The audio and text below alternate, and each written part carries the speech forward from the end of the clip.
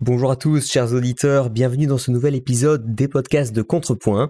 Je suis Pierre Schweitzer et aujourd'hui je reçois Jean-Marc Daniel, l'économiste. C'est vraiment un plaisir et un honneur d'avoir un tel invité parce qu'il y a peu d'économistes qui sont aussi solides sur le fond et aussi agréables à écouter sur la forme. D'ailleurs, c'est tellement agréable de discuter avec Jean-Marc Daniel que cet entretien ayant duré assez longtemps, j'ai décidé de le diviser en deux parties. Dans cette première partie, nous parlons de l'économie en tant que discipline et de ses évolutions, notamment sur le plan méthodologique. On parle aussi du rôle des économistes, en particulier par rapport au personnel politique et par rapport à ce qu'on appelle la politique économique. Nous abordons aussi les défis qui accompagnent l'enseignement de l'économie. Et enfin, nous discutons de certaines questions de commerce international, notamment liées à la monnaie ou à la balance commerciale. Dans 2 semaines, je publierai la deuxième partie de cet entretien qui sera consacrée à son ouvrage sur l'argent magique. J'espère donc que vous apprécierez cette première partie et que vous ne manquerez pas, bien sûr, d'écouter la deuxième qui sera nettement plus liée à l'actualité du moment. Mais avant de lancer le générique et l'épisode, chose promise, chose due, on retrouve Justine Collinet pour une nouvelle chronique. Bonjour Justine. Bonjour Pierre et merci beaucoup de me recevoir à nouveau dans ce podcast. Alors aujourd'hui, j'aimerais partager avec vous une avancée de taille dans le monde de la médecine et une grande première mondiale. Il s'agit de la greffe d'un cœur de porc sur un humain. Ce sont des chirurgiens américains qui ont greffé sur un patient de 57 ans le cœur d'un porc qui a été génétiquement modifié et celui-ci n'a pas été rejeté immédiatement. C'est donc une première mondiale et ça s'est passé le 7 janvier. L'intervention a duré plusieurs heures. C'est l'école de médecine du Maryland qui explique dans un communiqué que l'opération permet en fait de montrer que le cœur d'un animal peut continuer à fonctionner à l'intérieur d'un humain sans être rejeté immédiatement. C'est une avancée de taille pour le monde de la santé et David Bennett était en fait trop malade pour être éligible à une greffe d'origine humaine. Cette opération était donc en quelque sorte sa dernière chance. Le cœur du patient a été prélevé. Il a été remplacé par celui d'un porc d'1 an. Ce porc, il avait été élevé et génétiquement modifié expressément pour cette opération. Alors pourquoi un porc ? Parce que les organes du porc sont très proches de ceux d'un humain. Et donc la xénogreffe, c'est comme ça qu'on appelle cette transplantation, s'est déroulée sans encombre. David Bennett est actuellement en convalescence et ne montre aucun signe de rejet immédiat. Alors l'opération n'est bien sûr pas sans risque. Il y a eu des opérations semblables dans le passé. Elles ont malheureusement échoué car le corps des patients a rapidement rejeté l'organe animal. La différence avec cette procédure-ci, c'est que le porc a été génétiquement modifié pour pouvoir s'adapter au corps du receveur et donc éviter les rejets.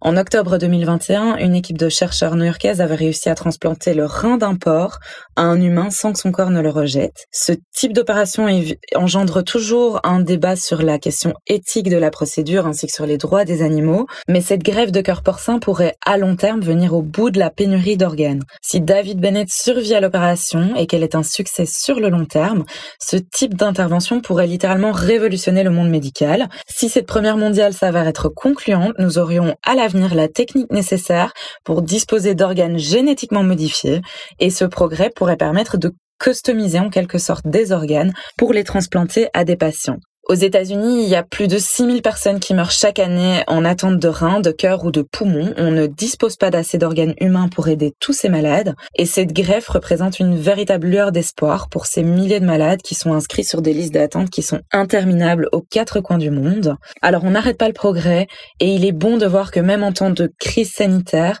toutes les forces de la recherche médicale ne se cantonnent pas aux problèmes liés à la crise Covid. Vous l'avez peut-être lu dans Contrepoint il y a peu, la recherche contre le sida progresse également aux États-Unis.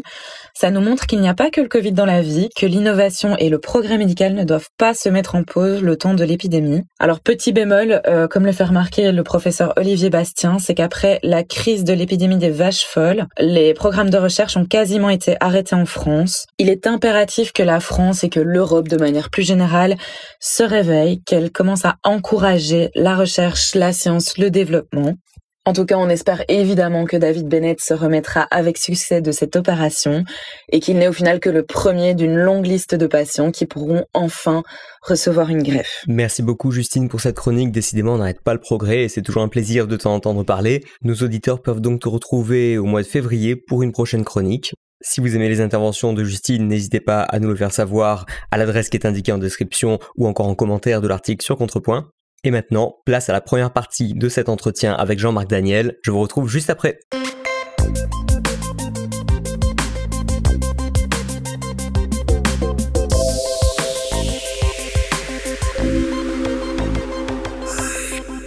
Jean-Marc Daniel, bonjour. Bonjour. Vous êtes professeur émérite à ESCP Business School à Paris et je vous remercie de nous recevoir dans votre bureau à l'ESCP. Vous êtes également éditorialiste pour le journal Les Échos, ainsi que pour la chaîne de télé BFM Business. Alors j'ai beaucoup de questions à vous poser aujourd'hui, mais je vais les diviser en deux grands thèmes. D'abord des questions d'ordre général sur l'économie. En gros, j'aurais pu titrer cette partie toutes les questions que j'ai toujours voulu poser à Jean-Marc Daniel. Et puis une deuxième partie de l'entretien qui va plutôt concerner votre dernière publication au sujet de l'argent magique. Un sujet qui est particulièrement d'actualité puisqu'on est dans cette espèce de phase curieuse où on a l'impression que l'économie devrait s'effondrer, mais elle ne semble pas s'effondrer. Donc vous nous expliquerez ce qu'il faut en penser et quelles ont été les conclusions et même les motivations d'ailleurs de votre livre. Ma première question sera d'ordre assez général. Vous avez fait donc toute une carrière à enseigner l'économie. Pour vous, quelle a été l'évolution dans les dernières décennies de la discipline sciences économiques, notamment dans ses méthodes, toujours plus de formalisation, plus de complexité, plus d'ultra spécialisation? Et est-ce que ça a vraiment fait progresser la science économique ou est-ce que ça a pu l'obscurcir sur certains sujets? Je trouve que la science économique, effectivement, à l'heure actuelle, est plutôt en train de s'obscurcir que de se clarifier et surtout de s'éloigner de sa vocation première. C'est-à-dire, la vocation première de l'économiste, ce n'est pas de gérer à la place de l'homme politique, mais de dire à l'homme politique les impasses dans lesquelles il peut s'engager, les erreurs qu'il peut commettre et surtout de faire ce que disait Frédéric Bastiat, de lui faire bien voir ce qui se voit, c'est-à-dire ce que spontanément il pense de la situation, et ce qui ne se voit pas, c'est-à-dire les conséquences qui ne sont pas immédiates de ses actes. Alors, moi, ce qui me frappe dans cette évolution, vous parlez davantage de complexité, de formalisme et tout ça, il y a effectivement, il y a une exigence mathématique qui s'est renforcée. L'économiste d'autrefois, Alfred Marshall, disait que un économiste, c'est un mathématicien qui adore l'histoire et qui est membre du Parti libéral. Et donc, je pense que c'est assez vrai. Un vrai économiste, ça devrait être quelqu'un qui a une maîtrise des mathématiques, mais une vraie maîtrise des mathématiques, parce qu'il y a beaucoup de gens qui utilisent les mathématiques, mais on sent bien que pour eux, c'est pas un langage très naturel, c'est un peu artificiel. Ensuite, qui adore l'histoire, parce que l'histoire, c'est la seule façon qu'on a de vérifier la pertinence des propos que l'on tient et des théories que l'on avance. Et puis, qui est membre du Parti libéral, parce que assez vite, quand même, le rôle de l'économiste, c'est de défendre la liberté. Ouais, être économiste ou être socialiste, il faut choisir. Voilà, absolument. Ouais. C'est ce que disait plus ou moins Jacques Rueff. Il faut pas mentir. On est économiste ou on est socialiste, mais il faut pas mentir. Il faut être clair dans ses choix et clair dans sa tête. Alors, dans les évolutions récentes, il est évident qu'il y a des choses maintenant qui sont des choses qui sont en train de mobiliser beaucoup de réflexions, beaucoup de jeunes talents autour de toute l'économie du comportement. Oui. Des choses qui sont rendues possibles par le développement des techniques informatiques et de la capacité que l'on a à multiplier le traitement des données, l'intelligence artificielle, le traitement des données, l'accumulation de relations que l'on peut mettre en avant. Tout ça permet d'arriver à la fois à des résultats quelquefois impressionnants, mais aussi à des paradoxes, à des anecdotes sympathiques mais peu constructives, et donc les prix Nobel récents, dont beaucoup ont été influencés par justement l'économie du comportement, oui. Restent quand même sur le plan à la fois scientifique et concret, à mon avis assez peu opérationnel. Je veux dire, j'ai rien contre le nudge, contre Richard Thaler et tout ça, mais ce genre d'approche où on considère que c'est en dessinant des mouches sur des urinoirs qu'on va modifier le comportement des êtres humains, je suis pas sûr que ce soit véritablement le summum de ce que des gens comme Alfred Marshall, dont je parlais, pouvaient penser. La deuxième chose qui me frappe, c'est que dans la politique économique et dans la réponse aux problèmes que nous traversons et que nous avons traversés depuis le début du siècle, on est encore resté à la fois dans la formalisation théorique et dans la mise en œuvre des politiques qui sont associées à une vision très keynésienne des problèmes, avec cette idée que finalement la Banque centrale détient la solution. Moi, j'ai été frappé au moment de la pandémie d'une déclaration de François Villeroy de Galhau qui avait surpris un peu tout le monde, le journaliste. Donc, le gouverneur de la Banque de France. Le gouverneur de la Banque de France, le journaliste qui lui posait des questions sur quoi comptait faire la Banque centrale, s'était vu répondre par François Villeroy de Galhau. Vous savez, à la fin des fins, le véritable enjeu est sanitaire et c'est pas la Banque centrale qui va apporter les médicaments et le vaccin. C'est les médecins qui sont les détenteurs de la solution. Et donc, cette transformation d'une forme de keynésianisme en un keynésianisme, je dirais, quasiment mystique, où il y a des gourous, c'est avec Greenspan qui nous avait dit, si vous avez compris ce que j'ai dit, c'est que je me suis mal exprimé. Et donc, est assez révélateur. Et le troisième élément, c'est en France, en tout cas, qu'on est en train de passer à côté de 2 ou 3 théories qui sont plutôt en train de se renouveler. Je pense à la nouvelle macroéconomie classique. Alors, ça a déjà une trentaine d'années, mais les travaux de gens comme Robert Lucas, Robert Barreau sont des travaux intéressants.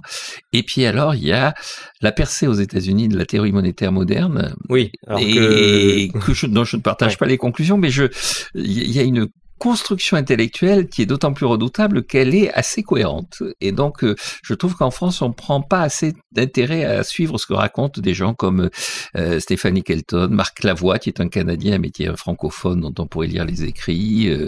Donc, tous ces post-keynésiens qui ont transformé tout ça en théorie monétaire moderne sont plutôt à l'avant-garde des idées du moment, et c'est inquiétant. En tout cas, c'est sûr que leur discours résonne comme une douce musique à l'oreille des politiques, puisque leur conclusion, c'est on peut dépenser plus, on peut créer de l'argent, il y a beaucoup moins de problèmes que ce que ces vilains économistes libéraux voudraient nous faire croire. Oui, absolument. La grande thèse, c'est, écoutez, il y a 50 ans, on s'est débarrassé de l'or, c'était une contrainte qui était une contrainte artificielle, issue d'une tradition historique sur lesquelles il ne nous appartient pas de revenir, disent-ils, mais à partir du moment où il n'y a plus d'or, la monnaie peut être créée à l'infini, allons-y. Ouais. Alors ça, justement, on en reparlera dans la deuxième partie de l'entretien. Simplement, un point que j'aimerais vous faire préciser. Vous parlez de l'importance de maîtriser les mathématiques. Ce qui me trouble toujours dans cette utilisation des mathématiques, c'est que comment est-ce qu'on arrive à relier un comportement humain qui peut difficilement se réduire à des hypothèses même un peu complexes.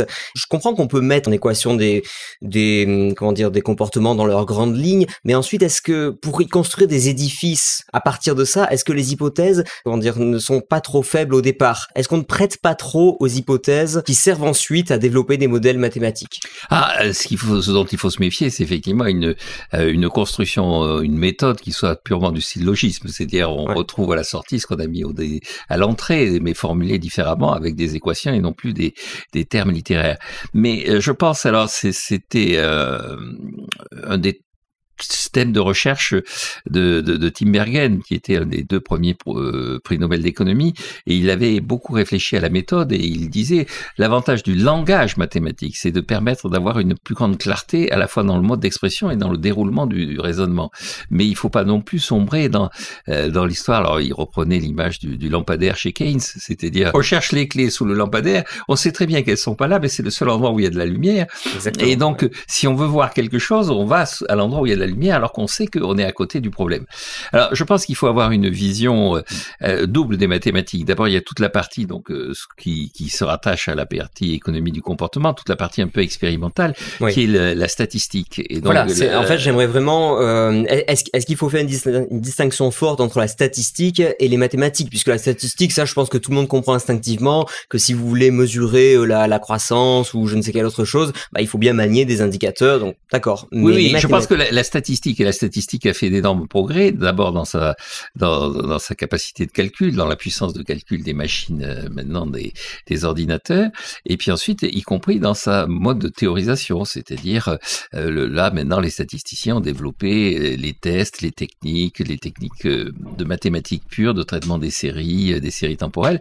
Donc on peut arriver à des résultats avec quand même une question fondamentale, c'est qu'une fois qu'on a clairement identifié une relation, qu'on a clairement mis au point de façon tout à fait fiable des évolutions parallèles de 2 données, est-ce que c'est le fruit du hasard? Est-ce que c'est au contraire véritablement un rapport de cause à effet? Et après là, il faut réfléchir pour trouver le rapport de cause à effet. Sachant que la statistique, vous savez, Disraeli disait les mensonges, les gros mensonges et la statistique, c'est la forme ultime du mensonge. Et en fait, il avait fait cette réflexion lorsque, étant nommé chancelier de l'échiquier, il convoque ses principaux collaborateurs, dont le responsable de l'embryon de service statistique britannique, et il lui demande qu'est-ce que vous faites, et il dit je cherche à faire le portrait de l'anglais moyen. Et donc Disraeli lui dit c'est qui l'anglais moyen, et il lui répond c'est personne. par définition, personne ne s'identifie à l'anglais moyen. Il est une moyenne, le personnage que je construis, mais personne n'est cet anglais-là. Et donc, Disraeli lui a dit, on vous paie à construire un personnage dont on sait pertinemment qu'il n'existe pas, et donc, c'est pour ça que vous êtes dans un monteur. Si on prend l'anglais moyen, il a un testicule en moyenne. c'est ça, voilà. Donc, il faut, une fois qu'on a ces données, interpréter ces données. Ensuite, la formalisation mathématique, donc sous forme d'équations, avec le recours à des techniques mathématiques, à des calculs mathématiques très élaborés. Vous avez maintenant toute une partie, par exemple, du formalisme mathématique qui essaie d'utiliser l'algèbre des nombres complexes en disant finalement, si on définit la situation économique d'un pays en problèmes structurels et problèmes conjoncturels, il y a donc deux données, un couple, et tout couple peut être représenté par un nombre, ce qu'on appelle un nombre complexe en mathématiques. Et donc, pourquoi pas utiliser les propriétés de ces nombres pour décrire la réalité que l'on veut étudier. Tout ça n'a de sens que si, encore une fois, on connaît et on comprend bien les limites de sa démarche. Je prends souvent comme exemple devant mes étudiants le fait que, plus encore que l'anglais moyen, il y a un être qui n'existe pas, qui est le gaz parfait. Le gaz parfait du physicien n'existe pas, pourtant il est très bien référencé, il y a tout un tas de... C'est-à-dire que si je donne la définition d'un certain gaz, on le retrouve jamais dans sa forme théorique. Il est jamais... ce qu'on appelle le gaz parfait est un gaz qui n'existe pas. Tous les gaz que nous avons sous les yeux sont des gaz qui sont à côté du gaz parfait. Et pourtant, la théorie du gaz parfait a permis de construire toute la thermodynamique qui a débouché sur toutes les machines qui, au 19e siècle... Oui, voilà, c'est ça. C'est qu'au bout du bout, on arrive quand même à envoyer des fusées sur la Lune. Et voilà. Et donc, le rôle de l'économiste, c'est de dire peut-être que dans le modèle ISLM, tout ce qui est décrit ne correspond à aucune économie.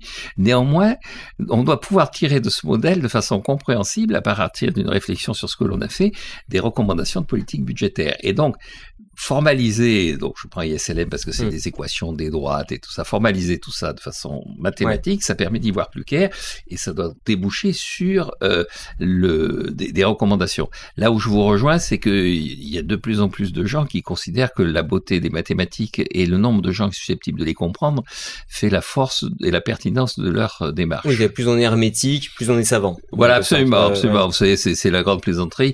Pour réussir dans la carrière académique, maintenant, il faut publier dans des revues, et donc le summum de summum, c'est d'arriver à publier dans une revue que personne ne lit. C'est triste, mais c'est une bonne manière de le dire. C'est un peu triste, mais en fait, c'est une tendance assez lourde sur lesquelles, effectivement, il va falloir, mais il n'y a pas que les économistes, tout un départ entier de la démarche académique est en train de se transformer en une scolastique absconse. Ouais. Mais au fond, comment est-ce qu'on explique qu'à partir de ces mêmes modèles mathématiques et qui ont justement le mérite de la clarté des hypothèses, puis de la logique qui les suit, etc., comment est-ce qu'à partir de ces mêmes modèles, des économistes qui sont également reconnus, c'est-à-dire si je regarde, on peut faire des batailles de prix Nobel ou de choses comme ça, comment est-ce qu'ils arrivent à des conclusions radicalement différentes sur des sujets comme, je sais pas, le chômage, la monnaie, etc. Enfin, je peux toujours trouver un économiste qui sera en désaccord et de manière entre guillemets très scientifique avec d'autres économistes. Pourquoi est-ce qu'on n'arrive pas au même niveau de consensus qu'en physique ou dans d'autres... Oui, alors ça c'est des problèmes de l'économie. C'est d'ailleurs un problème qui avait été identifié clairement par des gens comme Paul Samuelson. Si Samuelson était si favorable à la création d'un prix Nobel, c'était pour qu'il y ait une sorte de mécanismes qui permettent d'identifier quelques individus qui allaient être un peu les juges de paix ultimes de la façon dont l'économie et la science économique évoluaient. La thèse de Samuelson, d'ailleurs, quand il théorisait tout ça, c'était de dire c'est normal que dans toutes les sciences, il y ait une phase qui est une phase de débat, que les gens ne soient pas d'accord.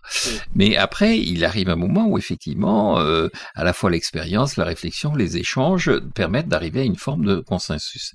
Et alors c'est vrai qu'à une certaine époque, la société d'économétrie avait été créée également par Irving Fisher et François Divisia en France pour essayer de faire en sorte que les économistes échangent et que de bonne foi ils arrivent à une conclusion. Mais ce qu'on constate, c'est que d'abord, il y a des désaccords qui sont des accords au départ sur le diagnostic initial, c'est-à-dire le constat initial, mais ensuite sur le déroulement de la réponse, les gens sont à peu près d'accord. C'est ce que on apprenait autrefois dans les années 70. Il y a du chômage classique et du chômage keynésien. Les réponses aux deux, tout le monde est d'accord pour les mettre en œuvre. Le tout, c'est de savoir quand on a un objet sous les yeux qui est une société donnée, un pays donné, est-ce qu'on arrive bien à diagnostiquer ce qui est le chômage classique et ce qui est le chômage keynésien, mais ou le chômage structurel et le chômage conjoncturel pour employer une terminologie à la mode. Mais est-ce que ça tient pas aussi à la mollesse entre guillemets, je dis pas ça au sens péjoratif, mais à la mollesse de l'objet étudié, c'est-à-dire que le chômage, comment est-ce que je définis le chômage? Les statisticiens peuvent vous trouver 10 manières différentes de définir le chômage. Oui, c'est tout à fait. C'est-à-dire que au départ, et là aussi des objectifs. Alors, des personnages qui s'étaient illustrés pour ça, c'était Edgeworth, qui est les étudiants connaissent tous la boîte d'Edgeworth. Ah oui, d'accord. La boîte d'Edgeworth. Ah oui, non, j'en ai des souvenirs traumatisants de mes études d'économie. Ouais. Oui. Alors Robinson qui rencontre vendredi, tout ça. Mais alors c'est un assez beau dessin sur le plan d'ailleurs de la géométrie. Mais donc Edgeworth disait la première chose que doivent faire les économistes, c'est un dictionnaire, et un dictionnaire dans lequel ils donnent une définition de ce dont ils parlent. On le voit d'ailleurs un exemple en ce moment même, c'est-à-dire que est-ce qu'il y a de l'inflation ou pas? Et donc la première chose, est-ce que toutes les fois que les prix augmentent, on peut parler d'inflation? Et donc dans le discours que tiennent les gens en charge du dossier, et de façon très pragmatique, puisque c'est les banquiers centraux qui sont en charge de la oui, parce que ces définitions, on pourrait dire, oui, on coupe les cheveux en quatre, au fond, l'important c'est qu'on se comprenne entre nous. Mais en réalité, non, parce que tout ça, ça débouche sur des politiques publiques qui elles, s'appuient sur des indicateurs et les suivent de manière, pratiquement mécanique parfois, ou en tout cas devrait. C'est-à-dire que là, en l'occurrence, une banque centrale a été rendue indépendante pour qu'elle qu'elle réponde aux problèmes et qu'elle fasse son métier de façon neutre, sans vouloir orienter les résultats des élections. Donc, elle doit avoir une règle stricte. Bon, une fois qu'elle a une règle stricte, cette règle est définie par des mots. Et ensuite, c'est comment est-ce qu'on interprète ces mots. Et donc, déjà au préalable, pour les économistes, il y a quel est le sens que l'on donne à la Banque centrale doit lutter contre l'inflation. On le voit en ce moment même au sein de la BCE. Au sein de la BCE, le vice-président a dit l'inflation est plus forte que ce que nous pensions, et la responsable des services des études économiques, la jeune économiste allemande qui est responsable des études économiques, elle dit pas du tout, il n'y a pas d'inflation, il y a quelques prix qui augmentent, mais c'est pas ça l'inflation. Et donc, c'est vrai que un des enjeux pour les économistes, c'est au moins de se mettre d'accord sur les termes, pour arriver à des conclusions un peu, bon. Et puis alors ensuite, pour répondre à votre question, il y a aussi des gens dont on peut considérer qu'ils ont un projet politique. Je vais prendre un exemple que je trouve très intéressant, c'est celui de Thomas Piketty. Tout le monde a acheté son livre, je pense que personne ne l'a lu, et encore. Ça cale les étagères. Ça cale les étagères. Ouais. C'est un cadeau que l'on fait, c'est bon. Donc ce livre sur le capital au XXIe siècle, il y a de la théorie économique qui est assez élaborée, qui est très intéressante sur les 800 premières pages, et les 100 dernières pages, c'est un manifeste politique qui s'appuie plus ou moins sur ce qu'il a dit précédemment, mais plutôt moins, pour arriver à des conclusions très tranchées et prétendre que ces conclusions très tranchées sont issues de ces 800 pages d'analyse, de réflexion. Oui, mais alors, là, ça m'amènerait à une question un peu subsidiaire. Est-ce que l'économie peut s'abstraire des idées politiques? Moi, j'ai longtemps pensé que oui, et de plus en plus, plus j'étudie l'économie et plus je l'enseigne, et moins je pense qu'on peut s'abstraire du politique, au sens où, par exemple, comment même est-ce qu'on définit les buts de l'économie? Oui. Qu'est-ce que c'est qu'une bonne économie? Est-ce que c'est une économie en croissance, avec du plein emploi, avec des meilleurs indicateurs de bien-être? Je trouve que déjà, quand on définit même l'objet de ce qu'on cherche à maximiser, par exemple, on fait déjà une assertion politique. Donc est-ce que c'est pas à mettre au crédit de Piketty, et ça me fait mal de dire ça, mais est-ce que c'est pas à mettre à son crédit de dire voilà, j'ai une partie scientifique où je décris des choses, et à partir de là, je vous dis ce qu'il faut faire en fonction de mes valeurs, même si lui peut-être je l'avoue pas dans ces termes-là. Non, mais là où je critique sa démarche, c'est que sa conclusion qui peut paraître tout à fait acceptable, qu'il faut réduire les inégalités. Pour réduire les inégalités, il faut augmenter les impôts, notamment créer un impôt mondial sur le patrimoine. C'est la conclusion. Bon, que la démarche initiale, c'est il faut réduire les inégalités. C'est une démarche politique. C'est une démarche quasiment éthique. Mais c'est ce que je disais dans les questions, dans la manière dont on pose les questions et les questions qu'on pose, c'est déjà politique. Oui, donc il n'a pas besoin des 800 premières pages où il nous parle de la querelle des deux Cambridge sur qu'est-ce que le capital, où il revient sur la règle taux d'intérêt égale taux de croissance et la démonstration de cette optimalité par rapport au taux de croissance, justement, par rapport à la capacité de la société à avoir une croissance harmonieuse. Mais ce qu'il y a d'intéressant, c'est que quand on regarde, par exemple, au 19e siècle, la question s'est posée, est-ce qu'il fallait enseigner ou pas l'économie? Et en France, on s'est mis à enseigner l'économie très tard, alors, au niveau de l'enseignement supérieur. Le premier cours était en 1877, parce que tout le monde était persuadé que l'économie, c'était une démarche politique et que l'enseignement supérieur, l'enseignement devait rester neutre. En revanche, on a commencé en Angleterre en 1825, et le premier professeur d'économie, qui s'appelait William Nassau Senior, avait fait une lettre au gouvernement britannique en disant l'économie est une science qui repose sur tel et tel axiome. Si vous reconnaissez ces axiomes, ensuite, moi j'enseignerai les conséquences pratiques de ces axiomes. Avec comme résultat, disait-il, nul n'est économiste s'il est protectionniste. Le protectionnisme, c'est une démarche politique qui va à l'encontre de ce qu'est le raisonnement économique. Maintenant, il y a des politiques qui veulent le protectionnisme, très bien, mais ils sont... Bah oui, par exemple, la manière dont on peut l'amener sans avoir l'air d'y toucher, je trouve, c'est de dire, par exemple, il faut réindustrialiser un pays ou protéger en tout cas l'industrialisation, la quantité d'usines et d'industries présentes dans un pays. Le libre-échange par des mécanismes qui seraient trop complexes à expliquer ici, mais que tout le monde comprendra, le libre-échange a tendance à faire disparaître certaines industries, sans forcément d'ailleurs toujours en recréer d'autres, en tout cas pas sous la même forme et pas nécessairement des industries au sens où on le conçoit dans le langage courant.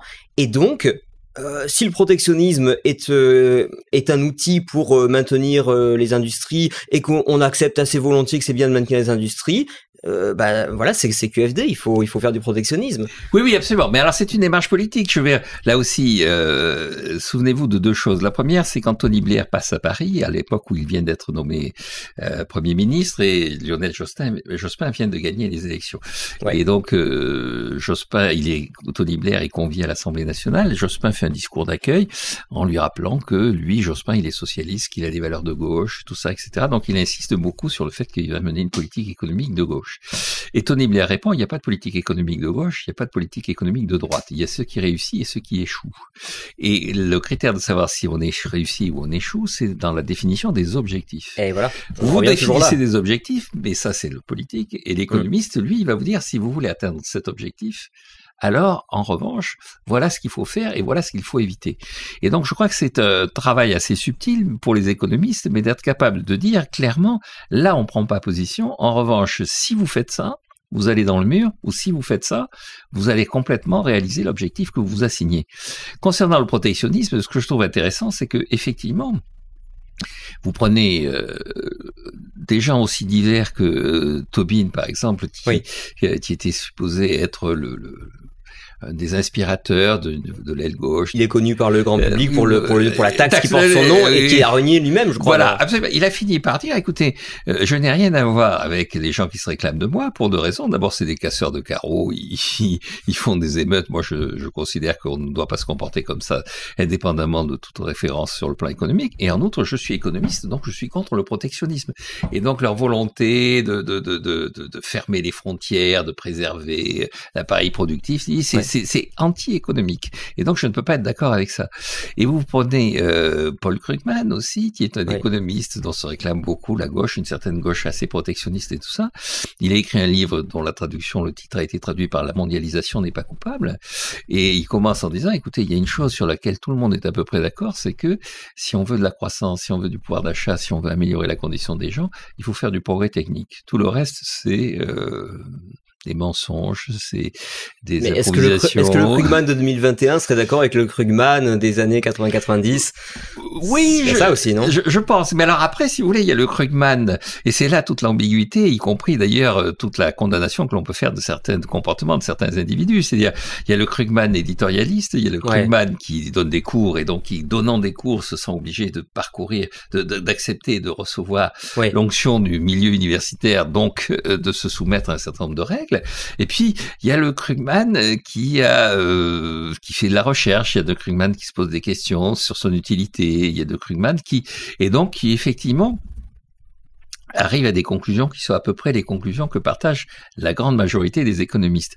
Mais c'est vrai qu'il y a aussi l'éditorialiste du New York Times qui a dénoncé Trump tous les soirs et tous les matins dans tous les journaux possibles et imaginables, ce qui était tout à fait... Oui, ça c'est pas un problème. Voilà, Trump étant protectionniste et pas du tout libéral, c'était logique. Oui, et puis il avait le droit de le condamner pour des raisons autres que économiques. Bien sûr, bon, mais il y avait un peu un mélange des genres. Oui, c'est le côté je porte mon prix Nobel en étendard pour ensuite dire j'aime pas Trump, ce qui est son droit et que je partage. Mais enfin, c'est quand même deux sujets différents. Ma question suivante sera, d'après votre expérience d'enseignant en économie, puisque vous êtes aujourd'hui émérite, quel est le concept le plus difficile à concevoir pour des non-économistes et donc le plus difficile à enseigner? Ah oui, ce qui me frappe, c'est dans la difficulté à enseigner tout ça, et c'est tout ce qui tourne autour de la monnaie. C'est-à-dire les gens, à la fois les gens ont une appréhension assez intuitive de ce qu'est la monnaie. On l'utilise tous les jours, mais on la comprend pas bien. Voilà, on comprend pas très bien le nombre de gens qui ont du mal à définir qui crée la monnaie, d'où ça vient, tout ça. Il y avait un exercice auquel je me livrais quand j'étais plus actif et plus immédiatement lié aux étudiants. C'était au moment où ils passent un examen de sortie de l'ESCP, ils ont une mémoire à présenter, puis ensuite on leur pose des questions sur l'enseignement qu'ils ont suivi. Et un de mes grands exercices était de leur projeter le bilan de la Banque centrale et de leur dire, vous avez fait de la comptabilité, vous avez fait de l'économie, vous avez appris ce que c'était que la politique monétaire. Est-ce que vous pouvez me commenter ce bilan? Comment est-ce que vous pouvez lire ce que fait la Banque centrale, son action de politique monétaire et les conséquences que ça va avoir au travers de l'évolution de son bilan? Donc, je vous donne son bilan au 31 décembre d'une année N, le même bilan au 31 décembre de la N plus 1. Vous allez me commenter ça. J'aurais pas aimé être en place. Eh bien, écoutez, il y en avait beaucoup qui n'aimaient pas être là parce qu'ils regardaient ça avec... Alors, je leur disais, écoutez, il y a quelquefois des mots qui peuvent vous surprendre. Donc, dans le langage commun, voilà ce que ça signifie. Bon, mais les mécanismes, je m'apercevais qu'il y avait beaucoup de mécanismes qui finalement n'étaient toujours pas, et notamment le rôle de la Banque centrale dans la création de monnaie. C'est que le système est complexe. Lorsqu'on regarde sous le capot, oui, on peut dire oui, alors la Banque centrale crée de la monnaie sous telle et telle condition, puis quand on regarde, souvent c'est plus complexe, notamment dans l'eurosystème où les banques centrales nationales ont une délégation de certaines tâches, mais qui en réalité sont pilotées par la Banque centrale européenne. Enfin, tout ça est assez oui, absolument. Et alors justement, ce qui me frappe, c'est que dans ce domaine qui est assez compliqué, mais qui correspond à un mécanisme qui est un mécanisme naturel. L'homme naturellement cherche à avoir de la monnaie et cherche à trouver un moyen d'échanger. On revient à Greenspan. Si vous avez compris ce que j'ai dit, c'est que je me suis mal exprimé. C'est-à-dire, il y a aussi une sorte de jeu plus ou moins pervers de la part des spécialistes et des experts qui consiste à rendre compliqué, ne serait-ce que par le jargon, des choses qui normalement devraient être assez simples. Ouais. Donc là, on en revient à ce qu'on disait sur Paul Krugman, c'est-à-dire faut finalement faire une sorte d'analyse économique de la production d'idées économiques. Oui, mais et sachant là aussi, je m'aperçois d'une chose, c'est les étudiants ont quelquefois une capacité à répondre de façon assez mécanique. Ils apprennent et tout ça, mais ils n'intègrent pas toujours. Là aussi, je me souviens, ayant fait passer le concours, et continuant d'ailleurs à le faire passer, demandant aux étudiants de me démontrer que ce qu'on appelle le surplus de bien-être, c'est le surplus, l'amélioration de la situation globale d'une société, ce surplus augmente quand on passe du protectionnisme au libre-échange. Quand on a l'économie à autarcie, il y a certains... Oui, ça se démontre assez facilement. Ça se démontre assez facilement, mais je me souviens d'un étudiant qui me disait « Je me suis trompé quelque part, car notre professeur nous a bien indiqué que le libre-échange, c'était destructeur. Ouais. » Et donc, cette incapacité, effectivement, face à ces concepts que l'on maîtrise plus ou moins bien, à faire la part des choses entre ce qui va être une démarche, ce dont nous parlions à l'instant, une démarche purement théorique et d'une d'une démarche purement politique. Ouais, donc c'est vraiment, c'est difficile de démêler les deux, mais enfin, en tout cas, c'est une discussion intéressante. La chose qui est manifestement la plus difficile à positionner, à cerner, c'est la monnaie. C'est la monnaie, les mécanismes monétaires qui créent de la monnaie. Tout à fait d'accord, j'ai la même expérience par rapport à ça, et donc ce sera on y viendra dans la deuxième partie de l'entretien. En attendant, je vous pose une question, alors qui n'est pas forcément liée aux autres, mais sur le concept de balance commerciale. Précise le sens de ma question. Lorsque j'écoute des éditorialistes économiques, j'ai l'impression j'assiste à un dialogue de sourds avec les uns qui pensent que ce qu'il faut rechercher c'est l'excédent commercial, d'autres ce qu'il faut rechercher c'est l'équilibre, et d'autres qui se satisfont du déficit. J'ai l'impression qu'on confond aussi la notion de balance des paiements, de balance courante et de balance commerciale, et finalement on les utilise. Alors je sais pas si cette confusion est consciente ou pas, parce que elle peut servir là encore à faire avancer un agenda politique, mais en gros, qu'est-ce qu'on doit rechercher en termes de balance commerciale?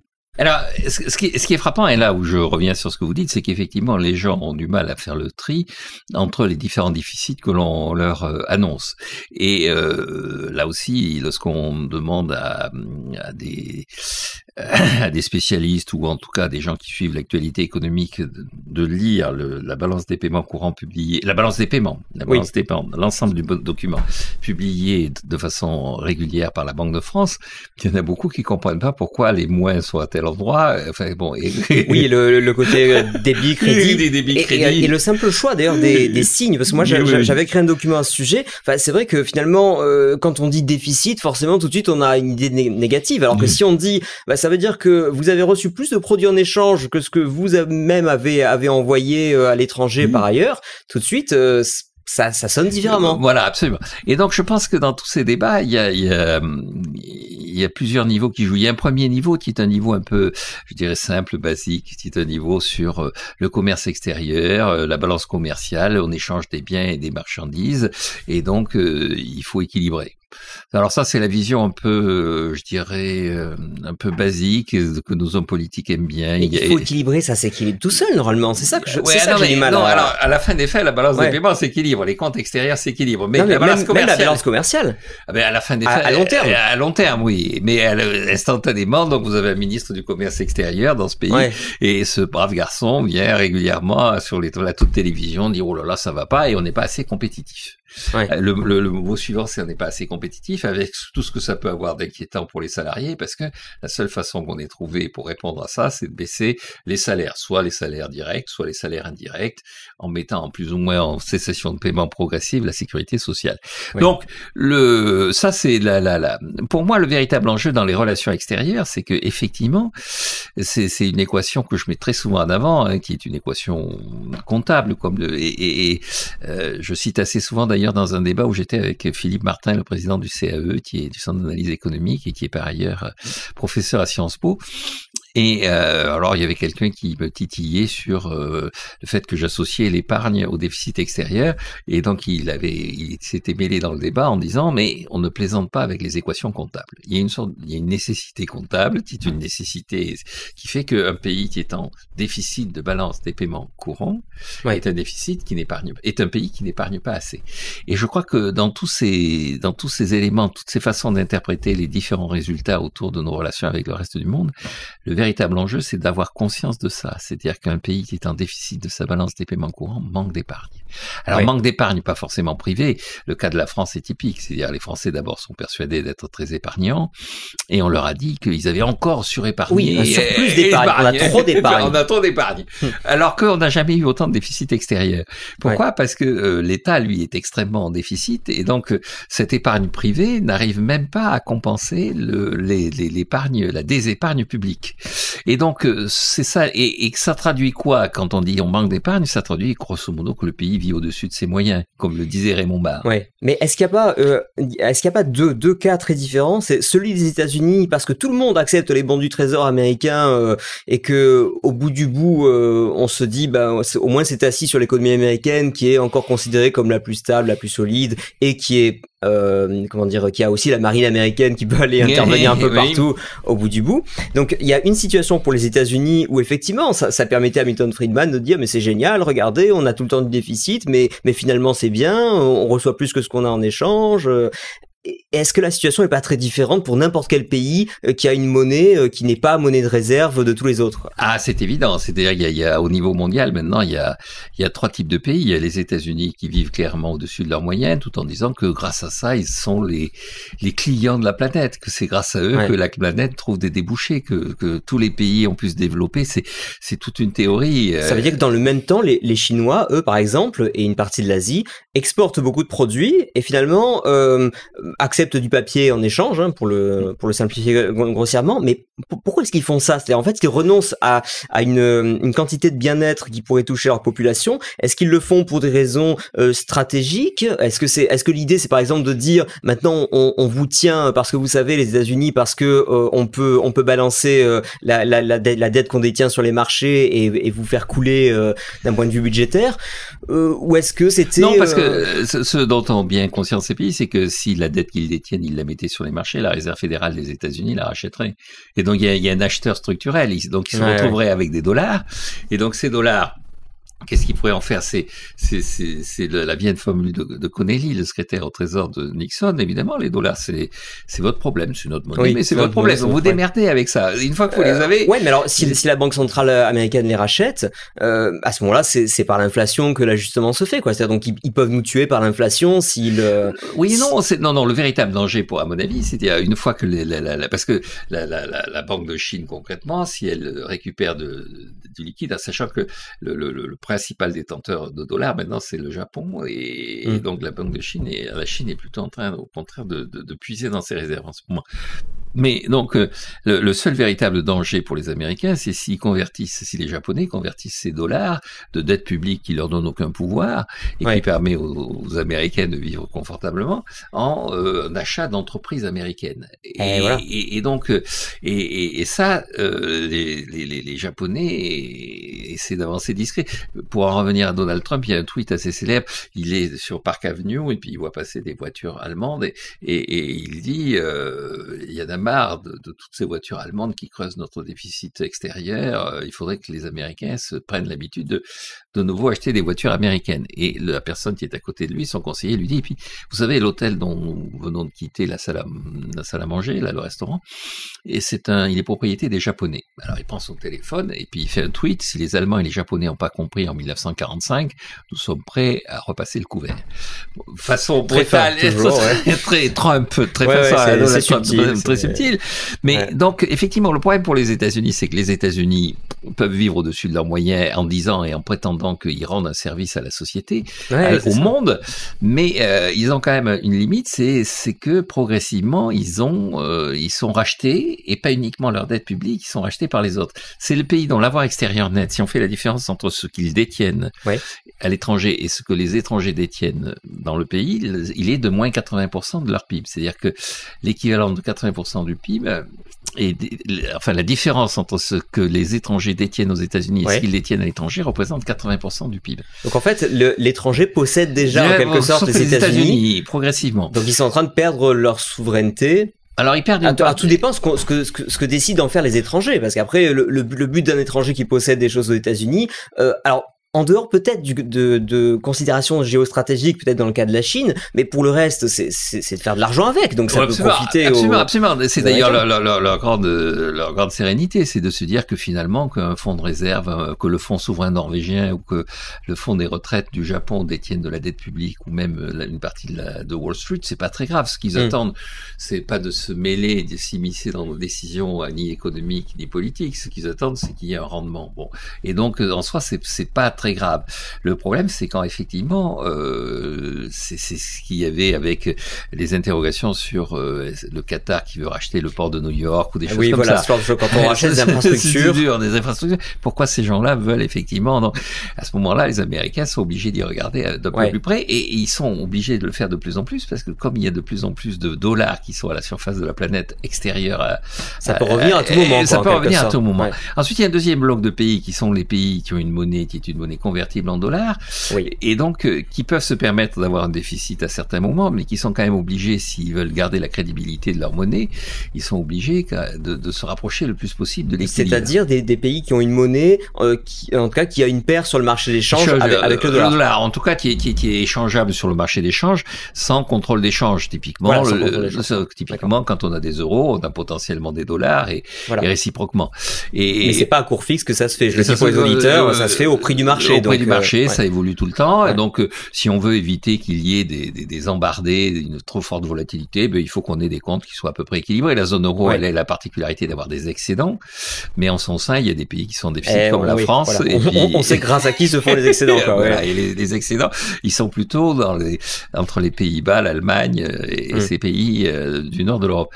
Et puis alors, il y a les pays, effectivement, qui ont perdu progressivement toute forme de souveraineté monétaire au point de voir disparaître leur monnaie. C'est-à-dire que ils ont de tels déficits extérieurs que pour essayer d'importer, ils ont quand même besoin de dollars, et ils empruntent, et puis il arrive un moment où les gens à qui ils ont emprunté viennent leur demander de rembourser, ils peuvent pas, et donc c'est en général, c'est les pays qui tombent entre les mains du FMI. Donc il n'y a pas véritablement dans l'organisation de l'économie mondiale à l'heure actuelle de ces banqueroutes et de ces faillites spectaculaires d'un pays comme on les connaissait au 19e siècle, au 18e siècle, mais il y a des pays qui sont entre les mains du FMI avec des considérations sur jusqu'où veut aller le FMI. Là, l'année dernière, la Zambie a fait défaut, et comme une partie de sa dette est détenue par la Chine, le FMI a regardé à deux fois à quoi avait servi cette dette. Et donc la monnaie zambienne a disparu, la Zambie est un peu isolée sur le reste, par rapport au reste de la planète. On a le même cas avec le Liban. Et donc ils utilisent quoi concrètement les Zambiens aujourd'hui comme les Zambiens, ils utilisent deux choses, du troc, et puis pour les travailleurs qui sont les travailleurs expatriés en Afrique du Sud, du rand. Donc la monnaie de Zambie, c'est un mélange de troc et de rand sud-africain. Ah, c'est fou ça. Juste une petite parenthèse aussi sur le cas de l'Équateur, qui est passé entièrement au dollar, un peu malgré lui, si je comprends bien. Est-ce que ça a amélioré la situation économique du pays ? Oui et non, c'est-à-dire que ça lui a permis effectivement de rompre avec l'inflation, et donc avec des inflations, c'est assez spectaculaire. L'Amérique latine est une zone d'inflation permanente depuis les années 60 ou même avant. Et donc et régulièrement, pour essayer de se défaire de ce psychodrame de l'inflation, ils essaient soit de se rattacher, ce qu'avait fait l'Argentine à un moment donné, au dollar de façon fixe, en disant certes c'est des pesos, mais il y a un taux de change fixe et il y a la convertibilité sans... Jusqu'à ce qu'on décrète qu'il est plus fixe. Voilà, qu'il est plus fixe, et à ce moment-là tout le système s'effondre. Soit de dire écoutez, carrément on va passer au dollar, comme ça les gens, on va authentifier le fait que la population cherche à se protéger contre l'inflation en utilisant des dollars, mais autant faire directement la démarche qui consistait dans ces conditions, faisons la même chose.